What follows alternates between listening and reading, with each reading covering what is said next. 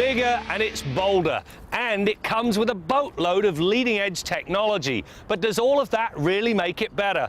On this edition of Test Drive, the Audi A6.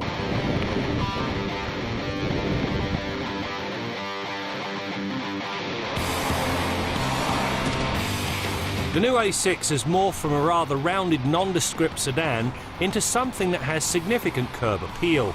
The bolder lines and LED daytime running lights aside, it's the optional LED headlights that add the defining touch. They are great to look at and even better when driving at night. The new A6 also benefits from its stretch wheelbase and a hybrid aluminum body. When compared to a regular steel body, the new A6's body is 15% lighter.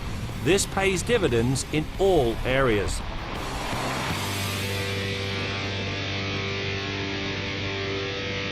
The bigger part of the A6 equation is found in a back seat that has enough space for 2 adults to luxuriate and an enormous 530-litre trunk.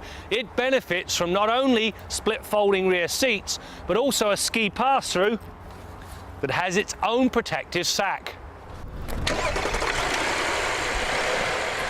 The new A6 is powered by a 3-litre direct injection 6 that uses a supercharger to deliver its goods. In this case, it puts out 310 horsepower and, more importantly, 325 pound-feet of torque at a low 2,900 RPM.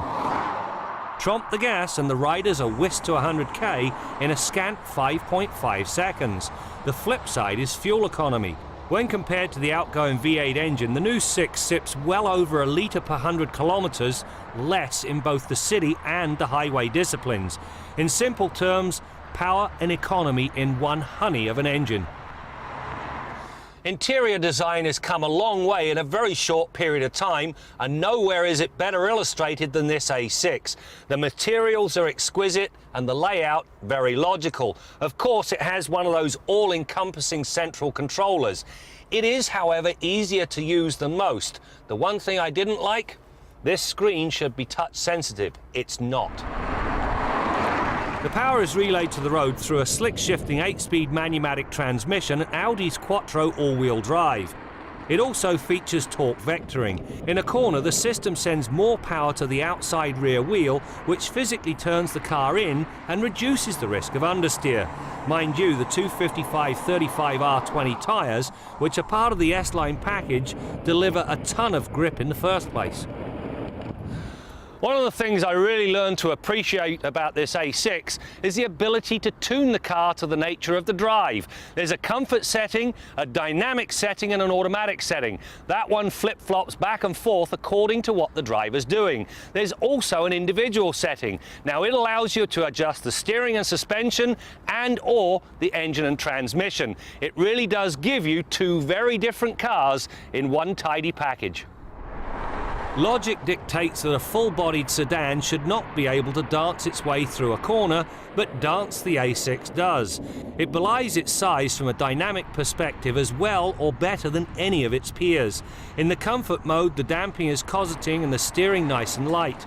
Ramp up to the dynamic mode and everything firms up noticeably. There is less body roll, the steering delivers the required feedback, and the response from the throttle and transmission, well, it's more immediate. This new A6 really is bigger and better in every conceivable way, from the powertrain to the all-wheel drive system to a cabin that is truly luxurious. However, its forte is the fact it can be all things to all drivers. It is a luxury sedan, but it's also a full-on sports sedan.